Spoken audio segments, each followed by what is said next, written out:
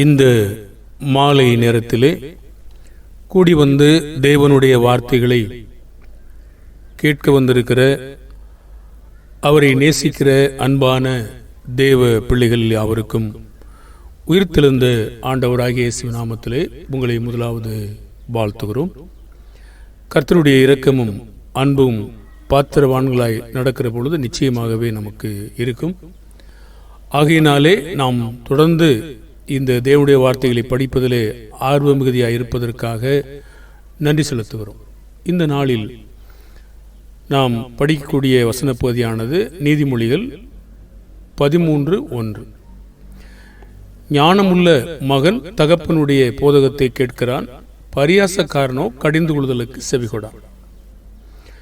நாம் வெகு நாட்களாக ஞானமுள்ள மகனை பற்றியும் தகப்பனுடைய போதகத்தை கேட்கிற மகனை பற்றியும் நாம் அதிகமாக படித்திருக்கிறோம்.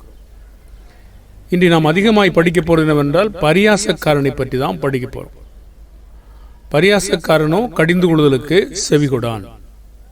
சரி, கொஞ்சம் நம்ம ஞானமுள்ள மகனை பற்றி கொஞ்சமாக படிக்கலாம்.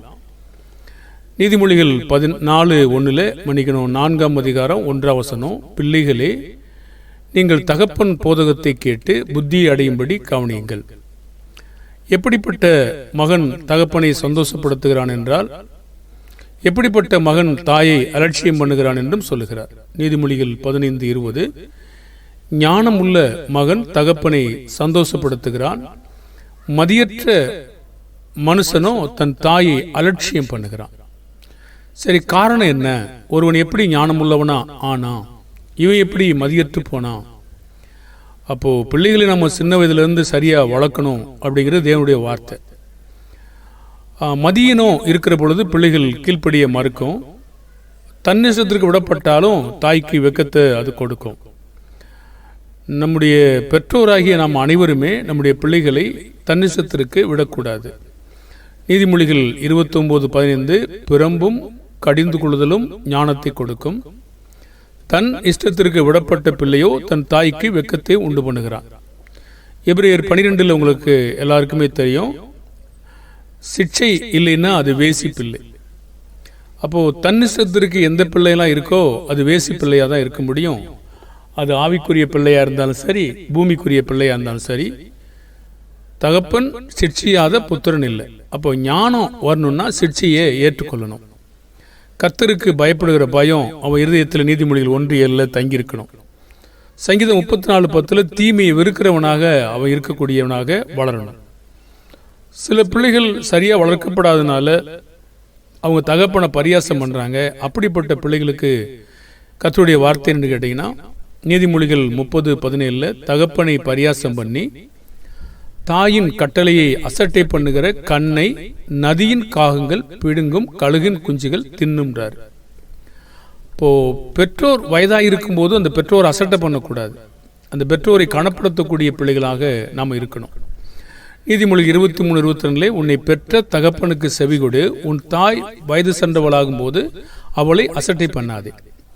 ஏன் வயது சென்றவளாகும் போது ஏன் நம்ம அசட்டை பண்ற வாய்ப்பு வருது? அவங்க நம்மளை சார்ந்து இருப்பாங்க. அவங்க வயசு சென்றதுனால அவங்கள ஒரு குழப்பமான மனசின் நாம என்ன தோணும். அவங்களுக்கு ஒரு கிறுக்கு பிடிச்சிருச்சோ, பைத்தியம் பிடிச்சோன்னு கூட மக்கள் சிலர் என்றாங்க பாருங்க. இப்போ வயசு சென்ற பிற்பாடு அவங்களுடைய அதிகாரம் நம்ம மேல் இல்லாததுனால நம்ம அவங்களை அசட்டை பண்ணுறதுக்கு வாய்ப்பு இருக்குது. அதெல்லாம் கேட்டிங்கன்னா பார்த்தீங்கன்னா ஒருவேளை நமக்கு ஒரு மேன்மையாக இருக்கும். நாமளும் ஒரு நாளில் அப்படி ஆவோம் என்பது நம்ம தெரியாமல் இருக்கக்கூடாது. அப்போ ஆலோசனை யாரெல்லாம் கேட்குறாங்களோ அவங்கள்ட்ட கண்டிப்பாக ஞானம் இருக்கும். நீதிமொழிகள் 13:10. சரி, இப்போ ஞானமுள்ள மகனை பற்றி கொஞ்சம் சுருக்கமாக நம்ம படித்தோம்.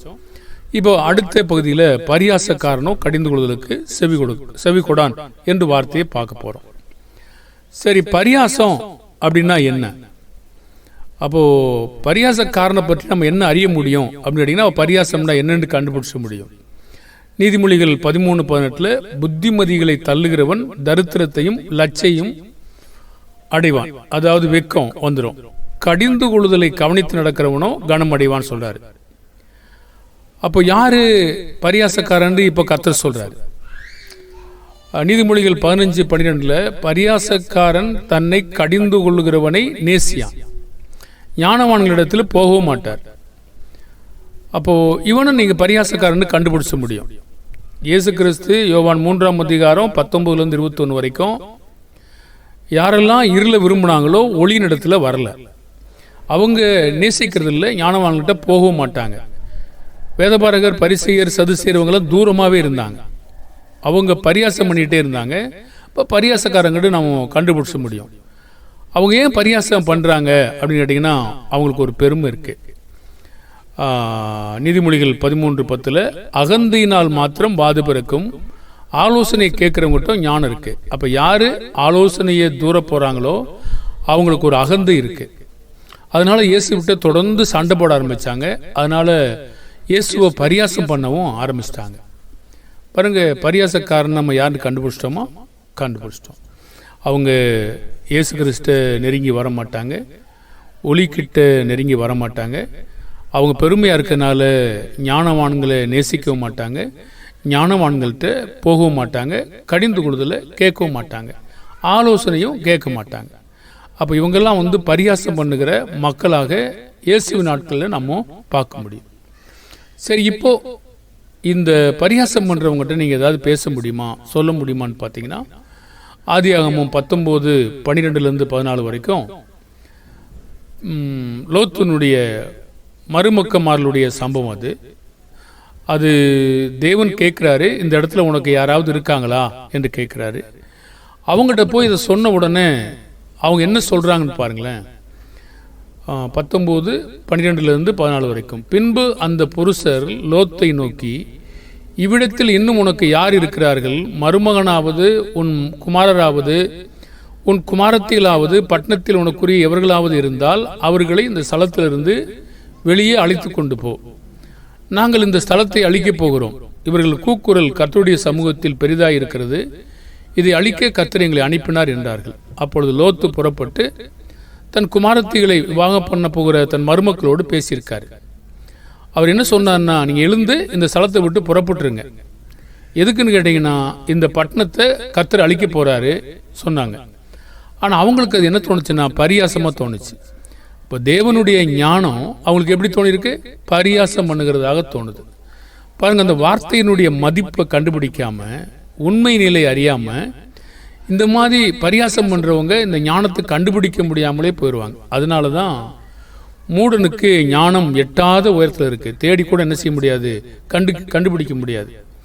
ஏன் கண்டுபிடிக்க முடியாதுன்னா அவங்க சொல்கிற வார்த்தைகளை அவங்க பரியாசம் பண்ணிகிட்டே இருக்காங்க.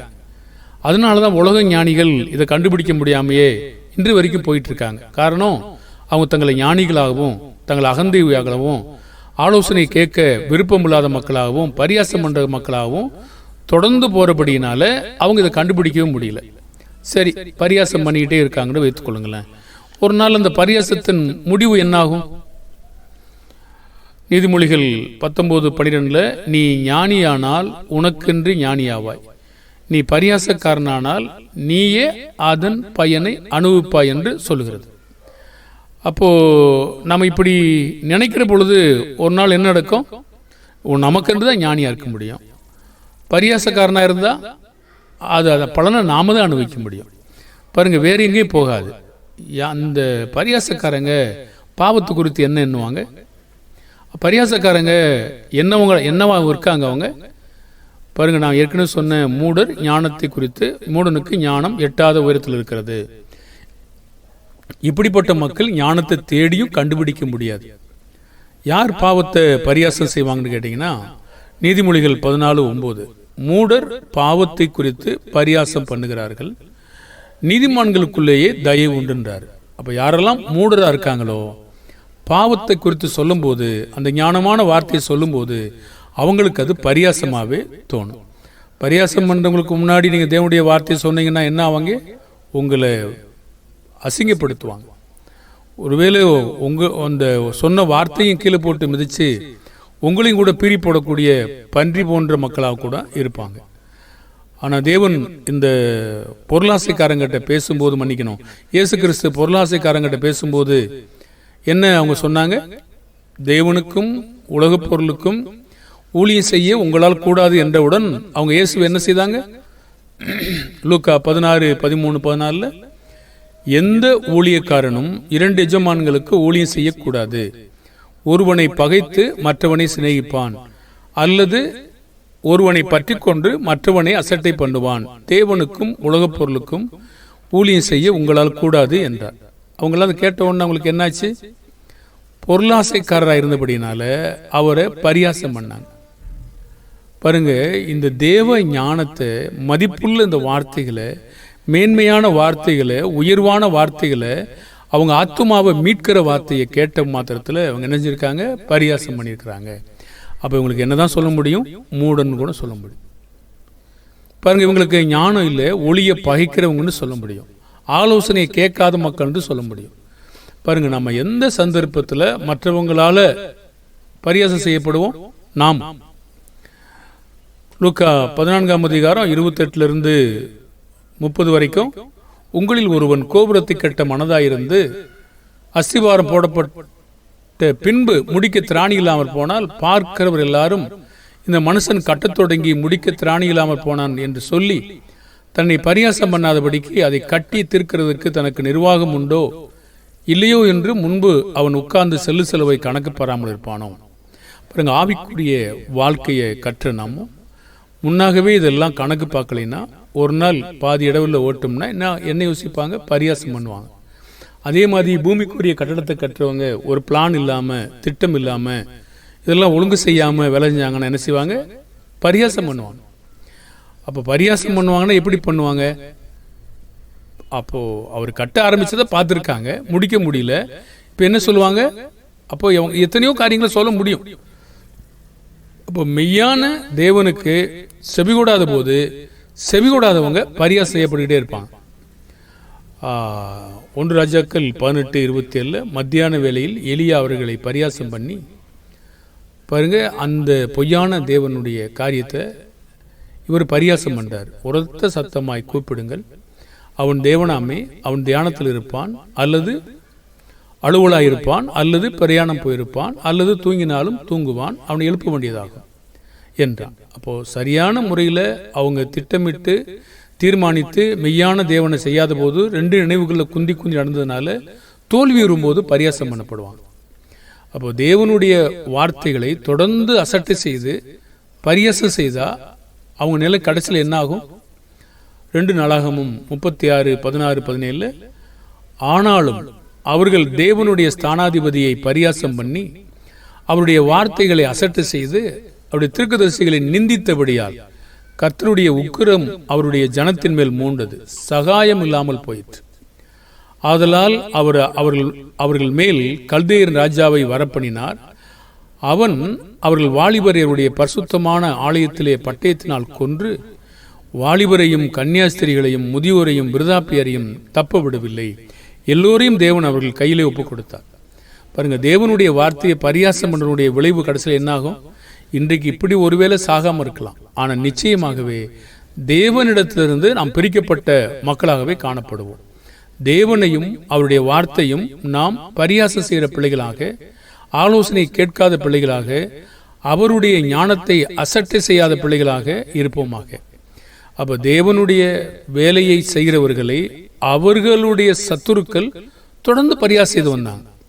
பாருங்க, பொறாம அவங்களுக்குள்ள இவங்க மேன்மையாக உயர்ந்துருவாங்களோ என்ற பொறாமையினால நெகேமியா காலத்தில் 2:17-20 வரைக்கும், பின்பு நான் அவர்களை நோக்கி, எருசலேம் பாழாயிருக்கிறதையும் அதன் வாசல்கள் அக்னியால் சுட்டரிக்கப்பட்டு கிடக்கிறதையும் நாம் இருக்கிற சிறுமையும் பார்க்கிறீர்களே, நாம் இனி நிந்திக்குள்ளா இராதபடிக்கு எருசலேமின் அலங்கத்தை கட்டுவோம் வாருங்கள் என்று சொல்லி கூப்பிட்டார். அப்போ அவர் என்ன யோசிச்சார்னா, தேவனுடைய கரம் நம்மேல் இருக்கிறது, ராஜாவும் சொல்லியிருக்காரு, அப்பொழுது அதை எழுந்து நம்ம கட்டுவோம் என்று சொல்லி அந்த நல்ல வேலையை செய்யறதுக்காக கைகள் திடப்படுத்தினாங்க. அப்போது எதிராளிகள் இப்போ வர்றாங்க. எதிராளிகள் வந்து என்ன சொல்றாங்க? ஒரேனியனான சன்பல்லாத்தும் அம்மோனியனான தொபியா என்னும் ஊழியக்காரனும் அரபியனான கேஷேமும் இது கேட்டபோது எங்களை பரியாசம் பண்ணி, அது மட்டும் இல்லை, நிந்திச்சிருக்காங்க. அவங்க கேட்குறாங்க, இந்த காரியம் என்ன, நீங்கள் எது என்ன செய்கிறீங்க, ராஜாவுக்கு விரோதமாக கலகம் பண்ண போகிறீங்களோ என்று சொல்லி அவங்கள பரியாசம் பண்ணிட்டு இருக்காங்க. அதுக்கு நெகேமியா சொன்னார், அதற்கு நான் மறுமொழியாக, பரலோகத்தின் தேவனானவர் எங்களுக்கு காரியத்தை கைகூடி வர பண்ணுவார், அவருடைய ஊழியக்காரராகி நாங்கள் எழுந்து கட்டுவோம், உங்களுக்கோ வென்றால் எருசலேமில் பங்கும் இல்லை, பாத்தியம் இல்லை, உங்கள் பேர் விளங்க ஒன்றுமில்லைன்னு சொன்னாங்க. பாருங்கள், அப்படி பரியாசம் பண்ணுற மக்களுக்கு முன்னாடி நாம் இப்படி பேச தெரிஞ்சிருக்கணும், கர்த்தருடைய வார்த்தையை சொல்ல தெரிஞ்சிருக்கணும். மாம்சத்தின்படி நடக்கிறவங்க ஆவியின்படி நடக்கிறவங்கள அன்று பரியாசம் செய்தது போல இன்றும் செய்கிறாங்களா? கலாத்தியர் 4:29, 30, 31 பாருங்க. இன்றைக்கு மாம்சத்தின்படியான நியாயப்பிரமாணத்தில் நடக்கிற மக்கள் ஆவியின் பிரமாணத்தின்படி நடக்கிற, ஆவிக்கேற்றபடி நடக்கிற நம்மை குறித்து இன்றும் பரியாசம் பண்றாங்களா? பண்றாங்க. அவங்களை கர்த்தர் என்ன சொல்றாருங்க? புறம்பே தள்ளுன்றார். இப்போ மாம்சத்தின்படி நடக்கிறவங்க ஆவியின்படி நடக்கிறவங்கள அன்று நடந்தது போல இன்றும் செஞ்சுக்கிட்டு தான் இருக்காங்க. 4:29, கலாத்தியர் 30, 31. ஆகிலும் மாம்சத்தின்படி பிறந்தவன் ஆவியின்படி பிறந்தவனை அப்பொழுது துன்பப்படுத்தினது போல இப்பொழுதும் நடந்து வருகிறது. அதை குறித்து வேதம் என்ன சொல்கிறது? அடிமையானவளின் மகன் சுயாதீனம் உள்ளவளுடைய குமாரனோடே சுதந்திரவாளியாய் இருப்பதில்லை, ஆகையால் அடிமையானவளையும் அவருடைய மகனையும் புறம்பே தள்ளு என்று சொல்கிறது. இப்படி இருக்க சகோதரரே, நாம் அடிமையானவளுக்கு பிள்ளைகளாயிராமல் சுயாதீனம் உள்ளவளுக்கே பிள்ளைகளாக இருக்கிறோம். அப்போ அன்றைய நாட்களில் செய்தது போல இன்றும் இந்த ஜனங்கள் பரியாசம் பண்ணி கொண்டு இருக்காங்க. இப்போ யோபு அவருடைய சிநேகிதரால் நிந்திக்கப்பட்டும் பரியாசம் பண்ணப்பட்டாரா? ஆனால் கடைசியில் என்ன நடந்தது பாருங்க. அவர் எப்படி சொல்றார் பாருங்களேன். யோபு 12:4, என் சிநேகிதரால் நான் நிந்திக்கப்பட்டு தேவனை நோக்கி பிரார்த்திப்பேன், அவர் எனக்கு மறு உத்தரவு அருளுவார். உத்தமனாகிய நீதிமான் பரியாசம் பண்ணப்படுகிறான். என் சிநேகிதர் என்னை பரியாசம் பண்ணுகிறார்கள், என் கண் தேவனை நோக்கி கண்ணீர் சொரிகிறது. நான் 21:3 அது ஏற்கனவே படித்தது 12:4, இப்போ படித்தது 16:20, இப்போ படித்தது 21:3 யோபு. நான் பேசப் போகிறேன், சகித்திருங்கள், நான் பேசின பின்பு பரியாசம் பண்ணுங்கன்னு சொல்றார். இப்போ யோபு பரியாசம் பண்ணதில் தண்ணீரை போல குடிச்சார். பாருங்க, பரியாசக்காரங்கெல்லாம் தேவன் பாதபடியாக்கி போடுவார். யோபுவை போலவே பரியாசம் பண்ணதிலே தண்ணீரை போல குடித்து. அப்போ 34:7 நம்மை பரியாசம் செய்யும் போது நமக்கு என்ன சோதனை இருக்கிறதுங்க? தேவனை விட்டு விலகுவதற்கு ஒரு சோதனை இருக்கு. எல்லாரும் நம்மளை பார்த்து பரியாசம் பண்றாங்க. அப்போ நான் நீதிமானா இல்லையா, நான் சரியா இருக்கானா இல்லையான்னு ஒரு சந்தேகம் வரலாமா? அப்படி யோபு நடக்கவே இல்லை. அவர் சரியா தான் இருந்தார். இயேசு எல்லாராலும் பாய்க்கப்பட்டார், அதுக்காக அவர் சந்தேகப்பட்டாரா? இல்லை. சத்தியத்தின்படி இருக்கிற பிள்ளைகள் சந்தேகப்பட வேண்டிய அவசியமே கிடையாது. நம்மை பரியாசம் செய்யும் போது நமக்கு என்ன சோதனை இருக்குன்னு கேட்டிங்கன்னா, சங்கீதம் 119:51, பரியாசக்காரர் என்னை மிகவும் அகந்தைக்காரர் என்னை மிகவும் பரியாசம் பண்ணியும், அதாவது பெருமையாக இருக்கிறவங்க, நான் உமது வேதத்தை விட்டு விலகினதில்லை. இப்போ பரியாசத்துக்கும் வேதத்தை விட்டு விலகுவதற்கும் தொடர்பு இருக்கா? பாருங்க, தொடர்ந்து பரியாசம் பண்ணி அலட்டினா, யோபு அலட்டினாங்க இல்லையா? என்ன யோசிச்சார்? அப்போ தொடர்ந்து பரியாசம் பண்ணிக்கிட்டே இருந்தாங்கன்னா நமக்கு என்ன தோணும்? பாருங்க, பலமான்கள் பலமாக தான் இருப்பாங்க, ஆனால் இடரில் வர வாய்ப்பு இருக்கிறது. இயேசு ஒரு சமயம் சொன்ன இருக்கா? பேதுருவை பார்த்து மத்திய 16 நீ எனக்கு இடரலாக இருக்கிறாய் என்று சொன்னார். அப்போ மனிதன் அநேக மக்கள் பரியாசம் பண்ண நமக்கு தேவனை விட்டு விலகுவதற்கும் ஒரு வாய்ப்பு இருக்க வாய்ப்பு இருக்கு. ஆனாலும் பலமானவர்களாக நிலைத்திருக்க முடியும். கர்த்தருடைய பிள்ளைகளுக்கு விரோதமா நிந்தித்து பரியாசம் செய்து அசிரியனை குறித்து கர்த்தர் சொன்னாரு, அவன் பயங்கரமா பரியாசம் பண்ணான். நான் கிணறு வெட்டி தண்ணீர் குடித்தேன், உள்ளங்காலில் அரணிப்பான இடங்களில் அகலிகளாம் வளர பண்ணினேன், வறண்டு போக பண்ணினேன் அப்படின்னு சொல்லி நான் எல்லாத்தையும் எல்லா நாடுகளையும் பிடிச்சிட்டேன் இப்படி இகழ்ந்து சொன்னான். தேவன் என்ன சொன்னா தெரியுமா? பார்த்து, சீயோன் குமாரத்தியாகிய கன்னியாஸ்திரி உன்னை இகழ்ந்து உன்னை பரிகாசம் பண்ணுகிறான், எருசலேம் குமாரத்தி உன் பின்னாலே தலையை தொழுக்கிறார். கர்த்தர் கேட்கிறாரு, யாரை நிந்தித்து தூசித்தாய்? யாருக்கு விரோதமாய் உன் தலையை துலுக்குகிறார்? சத்தத்தை உயர்த்தினாய், இஸ்ரவேலின் பரிசுத்தருக்கு விரோதமாய் அல்லவோ உன் கண்களை மேட்டிமை எடுத்தேன்னு சொன்னார். ஏசாயா 37:22-28 வரைக்கும். ஆகையினால நான் தான் அதை திட்டம் பண்ணேன், நீயே மேட்டிமையா இருக்குன்னு கேட்டார் 26ஆம் வசனத்தில். அப்போது நான் சொன்னேன், அதை சம்பவிக்க பண்ணேன்றார். இப்போது மனிதர்கள் தேவனுடைய பிள்ளைகள் விரும்புவதும் கூட தேவனுடைய பிள்ளைகளுக்கு எதிராக இப்படி வந்து பரிகாசம் பண்ணும்போது தேவன் அதை பார்த்துட்டு இருக்காரா? பாருங்கள், தேவன் எவ்வளவு மேன்மையாக நம்மளை அன்பு கூறுகிறார் பாருங்கள். ஏசாயா 37:29 நீ எனக்கு விரோதமாய் கொந்தளித்து வீரியம் பேசினது என் செவிகளில் ஏறினபடியால் நான் என் துரட்டை உன் மூக்கிலும் என் கடிவாளத்தை உன் வாயிலும் போட்டு நீ வந்த வழியை உன்னை திரும்ப பண்ணுவேன்னு சொல்கிறார். இப்போ துரட்டு தெரியுமா? கொக்கி மாதிரி இருக்கும், உள்ளே மாடிட்டே இழுக்க முடியாது. அப்போ தேவன் உன்னை துவக்கினால் அவன் அதை தடை செய்ய முடியாது. அப்போ தேவனுடைய பிள்ளைகள் இந்த உலகத்திலே பரியாசம் செய்யப்படுவோமா? ஆமாம். துடைத்து போடுகிற அழுக்கு போல என்ன இல்லையா? தூதருக்கும் மனுஷருக்கும் வேடிக்கையாக்கப்படலையா? கடைசியானவர்களாக காணப்பட பண்ணலையா? ஆமாம்.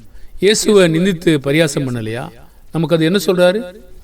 5:11-12 என் நிமித்தம் உங்களை நிந்தித்து துன்பப்படுத்தி பலவிதமான தீமையான மொழிகளை உங்கள் பேரில் பொய்யாய் சொல்வார்களானால் பாக்கியவான்களாக இருப்பீர்கள். சந்தோஷப்பட்டு கழிவுறுங்கள், பரலோகத்தில் உங்கள் பலன் மிகுதியாயிருக்கும். உங்களுக்கு முன்னிருந்த தீர்க்கதரிசிகளையும் அப்படியே துன்பப்படுத்தினார்களே. அப்போ இது மாதிரி நமக்கு இன்றைக்கும் தொடர்ந்து நிந்தித்து பரியாசம் பண்ணிக்கிட்டு தான் இருப்பாங்க. அப்போது அப்படி தள்ளி விடும்போது நம்ம எப்படிப்பட்ட மக்கள்? பாக்கியவான்கள். லூக்கா 6:22-23 இருக்கு இல்லையா? அப்போ நம்ம பாக்கியவான்களாக இருக்கத்தக்கதாக மனுஷகுமார நிமித்தமாக ஜனங்கள் உங்களை பகைத்து உங்களை புறம்பாக்கி உங்களை நிந்தித்து உங்கள் நாமத்தை பொல்லாததென்று தள்ளிவிடும்போது நீங்கள் பாக்கியவான்களாக இருப்பீர்கள். அந்நாளில் நீங்கள் சந்தோஷப்பட்டு கழிவுறுங்கள், பரலோகத்தில் உங்கள் பலன் மிகுதியாக இருக்கும். அவருடைய பிதாக்கள் தீர்க்கதரிசிகளுக்கும் அப்படியே செய்தார்களே. இது நம்மளை இன்னும் உற்சாகப்படுத்தலையா? நாம் இன்னைக்கு புதுசு கிடையாது, அதுக்கு முன்னாடி நடந்திருக்கிறது என்பதுதான் அவர் சொல்றாரு. இப்போ பரியாசக்காரனா யாருன்னு பார்த்தோமோ, ஆலோசனையை கேட்க மாட்டாங்க, ஞானத்தை ஏற்றுக்கொள்ள மாட்டாங்க, ஒளிநடத்தில் வரமாட்டாங்க. தெய்வ ஞானத்தை சொல்லும்போது அது பரியாசமாக இருக்கும். அப்போது பெருமையாக இருப்பாங்க. அவங்க தேவனுடைய ஆலோசனை சொல்கிற மனுஷங்களை நிந்தித்து தூசிப்பாங்க. இந்த மாதிரி மக்கள்லாம் பரியாசக்காரங்க. இப்போ பரியாசக்காரங்களுக்கு என்ன சொன்னாலும் விளங்காது. ஆகையினால அவங்களுக்காக நம்ம என்ன செய்வோம்? செபிக்கலாம். இயேசு கிறிஸ்து அறியாமல் செய்கிறவங்களுக்கு செபிச்சார். அறிந்தால் ஏன் இதை சொல்ல போகிறாங்க? சில நேரங்களில் அவங்க ஞானத்தை தேட மறுக்கிறாங்க. சரி, சில நேரங்களில் நம்ம சரியாக இருப்போம், சில நேரங்களில் தவறாக இருப்போம். ஆனாலும் நம்முடைய வேலை எல்லாமே அவங்க கெட்டு போகணும்னு நினைக்காம எல்லோரும் மனம் திரும்பணும் அப்படின்னு மட்டும் நினைப்போமே, அதுவே நல்லதாக இருக்கும். ஜெபிப்போமா? பரலோக பிதாவே, நாங்கள் உமக்கு முன்பாக ஞானமுள்ள பிள்ளைகளாகவும் தேவ ஆலோசனைகளை ஏற்றுக்கொள்ளவும் எங்களுடைய பெற்றாரை கனப்படுத்தவும் ஆவிக்குரிய பெற்றோரையும் கனப்படுத்தவும் உதவி செய்யுங்க. பிதாவே, நாங்கள் உங்களுடைய ஆலோசனையை மதிக்க கற்றுக்கொள்ள எங்களுக்கு உதவி செய்யுங்க. பரியாசம் செய்யாதபடி எங்களை விலைக்கு காத்துக்கொள்ளுங்க. தேவ ஞானத்தை நாங்கள் ஏற்றுக்கொண்டு அதன்படி நடக்க எங்களுக்கு உதவி செய்யுங்க. இயேசுவின் நாமத்தில் செபிக்கிறோம் நல்ல பிதாவே, ஆமேன். வாழ்த்துக்கள் அன்பான தேவனுடைய பிள்ளைகளே.